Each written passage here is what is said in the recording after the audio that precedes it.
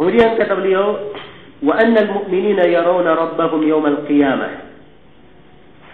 Dan sesungguhnya kaum mukminin mereka melihat Rabbnya yaumal qiyamah, pada hari kiamat, bi absarihim, dengan mata-mata kepala mereka, kama yarawnal qamara lailatal badr, bagaimana mereka melihat bulan di malam purnama.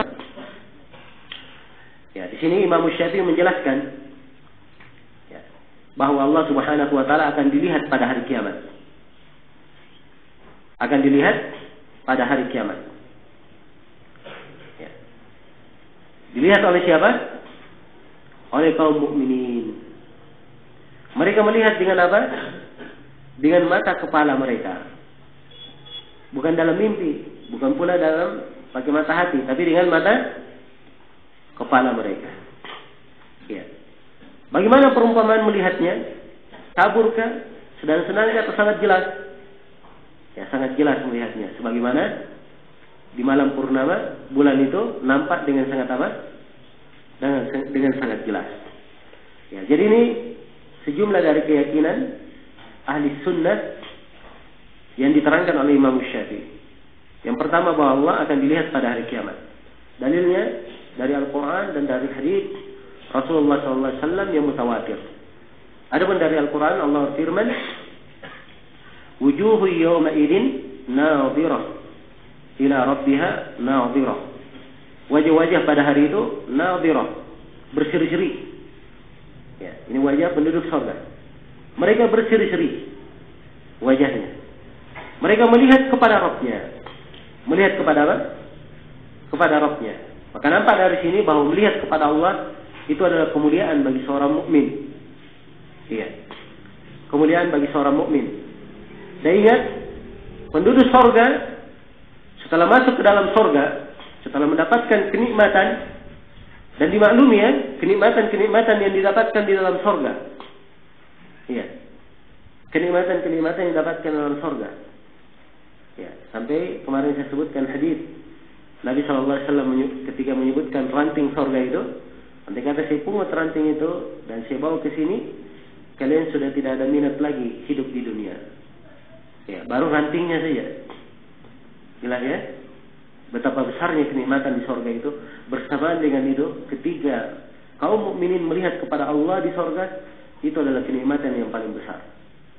Tidak lagi yang lebih nikmat daripada itu. Jelas? Maka ini adalah kemuliaan yang Allah berikan kepada orang-orang yang beriman. Jadi kaum mukminin akan melihat Rabb mereka pada hari kiamat. Ingat, dilihatnya di mana? Di hari kiamat. Ya. Bukan di dunia. Adapun di dunia dengan mata dengan terjaga, dalam keadaan terjaga, tidak tidur, itu tidak mungkin melihat Allah. Sebab mata ini tidak kuat untuk melihatnya. Tidak kuat untuk apa? Melihatnya. Ya. Nabi Musa alaihissalam ketika minta untuk melihat Allah, ya, maka Allah berfirman, ya, engkau tidak bisa melihatku, tapi lihatlah ke gunung. Kalau gunung ini tetap di posisinya, maka engkau akan bisa melihatku. Maka Allah menampakkan dirinya kepada gunung, gunung pun hancur berkeping-keping, dan Nabi Musa tersungkur pingsan. Iya. Jelas ya?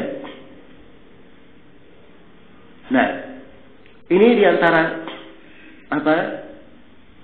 keagungan dan kebesaran Allah. Mata tidak kuat melihatnya. Tapi pada hari kiamat, mata itu dibuat kuat untuk melihat. Bagi orang-orang yang beriman. Iya. Bagi orang-orang yang beriman. Dan dalam hadis Abu Sa'id riwayat Muslim, Rasulullah SAW bersabda, hijabuhu nur. Cahaya. Hijab Allah adalah cahaya. Lau kasyafahu la ahraqat subuhatu wajhi man taha ilaihi basaruhu min khalqihi. Andai kata hijab itu disingkap, maka subuhatu wajhihi. Subuhat itu jamak dari subuhat. Artinya keelokan, keindahan wajahnya, ya, keindahan wajah Allah, ya, cahaya keindahan wajah Allah itu akan membakar, ya, seluruh makhluk di akhir pandangan Allah. Ya, kalau di akhir pandangan Allah, kira-kira ada yang tersisa? Ya, tidak ada yang tersisa, tidak ada yang luput dari pandangan Allah. Jelas ya? Ini tidak mungkin terjadi di dunia. Ya. Adapun di akhirat, Allah kuatkan mata-mata kaum mukminin sehingga mereka mendapatkan kenikmatan tersebut. Ya, mendapatkan kenikmatan tersebut. Baik. Kemudian kata beliau bi absarihim, ya di hari kiamat dilihat ya, dan para ulama sebutkan bahwa dilihatnya di hari kiamat di dua tempat. Ya, yang pertama di padang mahsyar dilihat oleh kaum mukminin. Kemudian yang kedua adalah di sorga. Bi absarihim, dengan pandangan-pandangan mata mereka. Jadi melihat dengan pandangan mata kepalanya dia melihat, bukan mata hatinya. Ya, bukan pula bermimpi, tapi melihat dengan mata kepalanya. Dan di antara dalil yang paling tegas menunjukkan tentang hal ini adalah ayat Al-Quran. Itu firman Allah Subhanahu wa taala di surah Al-Ahzab. Tahiyyatuhum yawma yalqawnahu salam. Ya. Tahiyat mereka, hari mereka liqa kepada Allah adalah keselamatan. Ya. Adalah keselamatan. Diriwayatkan oleh Ibnu Battah di dalam Al-Ibana dari As-Sa'labi. As-Sa'labi ini pakar bahasa. As-Sa'labi berkata, kalimat liqa, ya, kalau berjumpa, atau beliau sebutkan bahwa ayat ini sepakat seluruh para ulama bahasa bahwa yang diinginkan dengan liqa, berjumpa, yaitu mereka melihat Allah dengan mata-mata kepala mereka. Jelas ya? Ini pembahasan dari sisi bahasa. So, kata liqa dalam bahasa Arab, kalau satu kata saja, itu punya dua makna.